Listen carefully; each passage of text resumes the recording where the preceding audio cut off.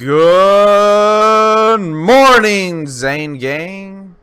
Today we had a new patch note come out, and I'm going to inform you guys about it. If you would like to read through it yourself, the link is in the description of this video, but I know a lot of you just prefer to listen to my beautiful voice while you are playing your game.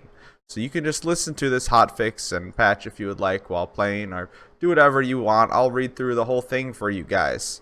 Alright, so this hotfix comes out today at 3 p.m. just like every other hotfix and patch. This is a very long video. Let's get right into it. Alright, added support for Bloody Harvest, the free limited time event starting on October 24th and ending December 5th. During the event, the main menu will now become spooky when the micropatch is loaded and the event content is available. Stability. Fixed a report bug resulting in a crash while loading into maps. Fixed a reported audio crash bug. Fixed a reported crash that occurs for certain users when level transitioning immediately after throwing a longbow grenade. Fixed a reported rare crash that occurs for certain users after completing missions. Fixed a reported crash that occurs for certain users when swapping an equipped weapon.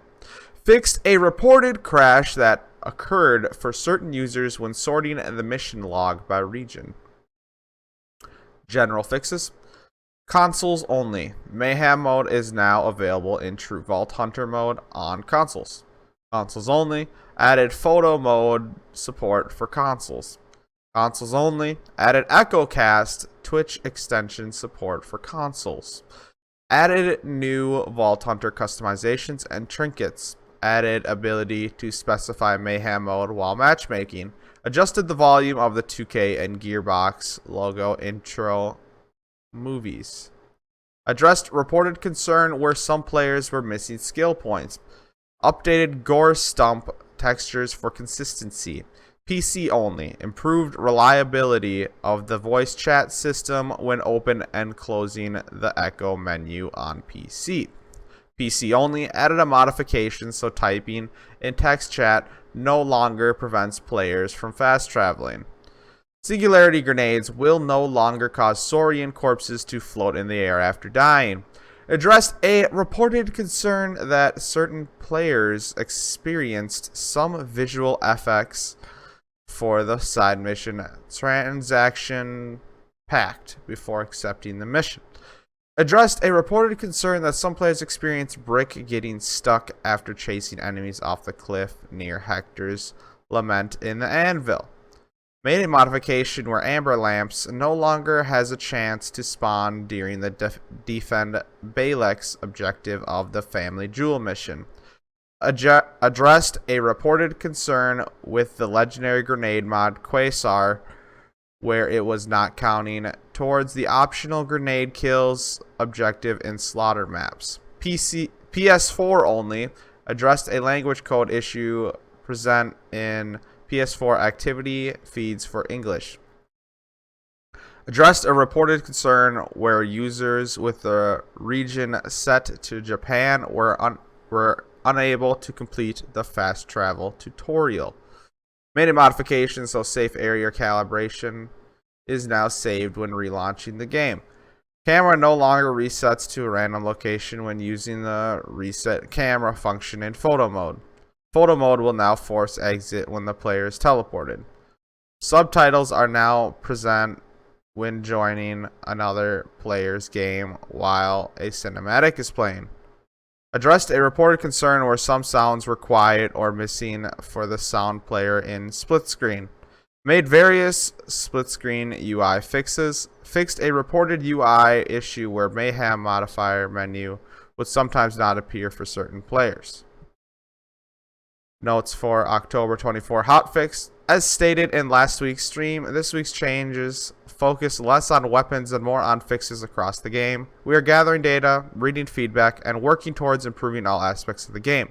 Please keep submitting bug reports to support.2k.com. Weapons. Flacker now consumes 1 ammo instead of 5. Bug fixes. Addressed a reported bug with space laser tag which prevented some players from progressing to the next objective. Atomic has been modified to no longer become invincible, as has been reported under certain conditions. Modified Powerhouse Heavy's attacks to no longer damage players outside of the intended range. Addressed a concern that projected shields were taking too much damage from General Tront's attacks. Fixed the reported floating door frame in the Jacobs Theater. Addressed a reported potential progression blocker when Reese talks during hostile takeover. Increased checkpoint sizes of new U stations in multiple locations. Included a modification so that Zane's Digiclone will no longer spawn into the cage in Slaughter Star 3000. Those are a lot of notes to take in, and we're still hard at work addressing reported issues in Borderlands 3, but given that we're just about a month out from Borderlands 3's launch, we'd like to take this opportunity to outline our plans for future updates, including some of the community's most frequently requested changes. There can always be unforeseen challenges when working on patches and hotfixes, so we'll keep you posted on more concrete things, timings, as these updates continue to progress. Here's a look at some of the things we're working to implement in future patches. Performance and stability. Game performance and stability continue to be our top priorities. The first fruits of that labor will be released in our upcoming November patch with various improvements game-wide. We've also been hard at work improving the game's stability, and more improvements in this regard are expected to be included in the November patch. Performance and stability will continue to be an ongoing effort, with more fixes rolled out with each coming patch. The bank. Expanding the bank has been the most consistently requested feature by the community. We've heard you loud and clear, and the groundwork for expanding the bank has already started. The first of several planned expansions will coincide with the release of Takedown at Malawan's Black Site. Expect a significant bank expansion that will more than double the existing space. Additional expansions to the bank will continue to be rolled out over future releases.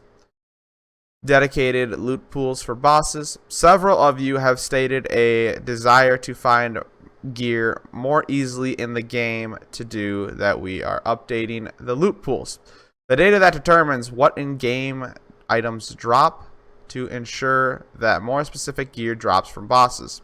That means you'll be able to go to a specific boss to get the specific gear you're looking for. We're working out which bosses get which gear right now, and expect this to be ready as part of the November patch as well. Character buffs. In the late stages of the game, when Mayhem mode is active, we found that players' companions, Moses Iron Bear, Flax Pets, and Zane's Digiclone Sentinel, are reportedly not performing as well as we had expected. To address this, we're looking at how to adjust damage according to the relevant skills and gears. The goal here is to make sure we have as many viable character builds as possible. Additional Mayhem levels and Mayhem 2.0. Mayhem mode has been a fantastic addition to the Borderlands world. After receiving some great community feedback, we've been hard at work on a significant revamp that will introduce a host of improvements over several upcoming updates. The first update will be released as part of the Takedown at Malawan's Black Site, and includes the first new Mayhem mode level, Mayhem 4. Expect a significant challenge when it debuts, with tougher enemies that reward players with highly synergized character builds. A new batch of legendary gear will also drop while in Mayhem 4 to reward those players who are truly up for the challenge. Longer term, we have plans to overhaul Mayhem mode with more UI support, new Mayhem modifiers that change gameplay more dramatically, Mayhem playlists, new rewards, and additional levels of Mayhem to work through. We're excited about Mayhem 2.0, and we'll talk more about it when we get a little closer to its release. Vending machines. Marcus heard the outcry for more vending machines, so we're airdropping in some more across multiple maps. Expect new ammo and health vending machines outside of a few boss arenas, and a few in some of the bigger environments. Below are the locations where the new vending machines will be appearing.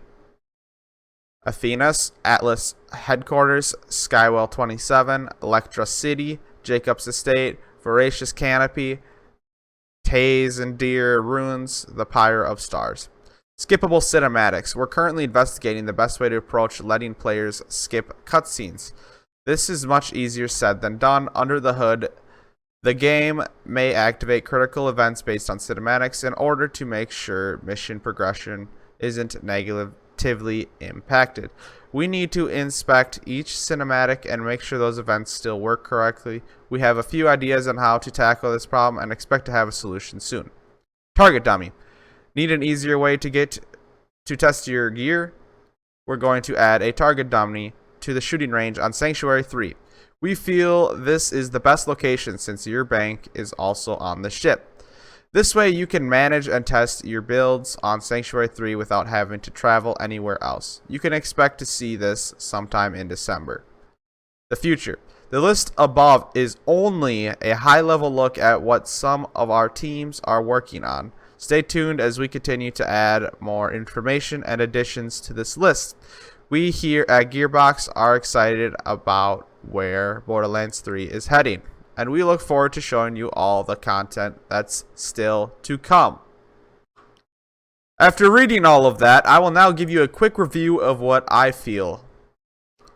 I did not know the Bloody Harvest was only going to last for like 2 weeks. That kind of makes me sad. They are obviously working their tail ends off on stability and general fixes, and I really appreciate that. Flacker fix. Gotta be happy about that. Alright, they're working on performance and stability, which is really nice. So I'm hoping they will fix the console UI or the inventory system. I really hope that gets fixed soon because that is really hard to deal with and it slows down everything I do. They're fixing the bank. I mean, everybody's been complaining about that. Obviously, they know that. That has been a really big thing, and I really appreciate that, Gearbox, especially being that you're saying you're doing over double. I'm going to guess you're like, what, around 120 in your bank now, which will be great. Dedicated loot pools for bosses is such a strange change. I didn't expect this to come out, but now that it is, it makes it really fun for me, so then I can mark down this data for you guys and find out where all these weapons you want, you could farm from. Character buffs. That's nice that they're looking towards the Pet, Iron Bearer, Digiclone, and Sentinel buffs. I'm excited to see where that goes. I really want the Iron Bearer to be usable. The Mayhem revamp. Now let's just pray they do it right. I really don't like Mayhem modifiers, so I pray they do it right. I did not expect them to move to Mayhem 4 with updates, so that was surprising to me. I'm interested in seeing what that is like. I hope they do really good with it. That's my biggest worry about this whole thing is them talking about redoing Mayhem. They listened. I just hope they do it well. Vending machines, that's cool. They actually don't have it in some of the places I would have liked. I would have really liked to see it before Agonizer, but that didn't make it to the list. Hopefully it will at some point. Skippable cinematics. You guys have been begging for that for a long time. I see it in all my videos, all my streams, all the time. And I agree with you.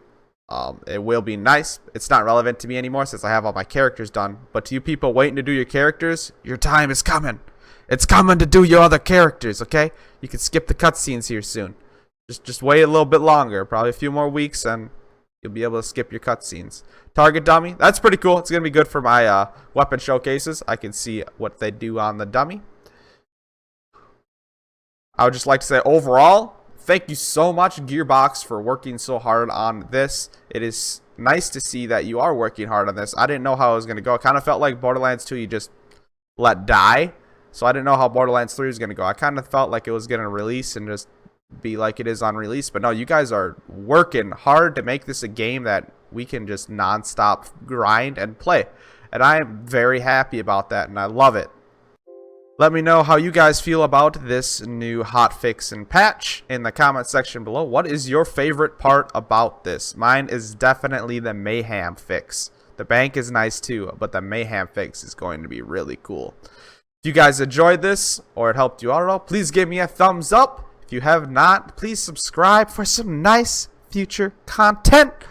And I will see you guys in the next one. Same gang.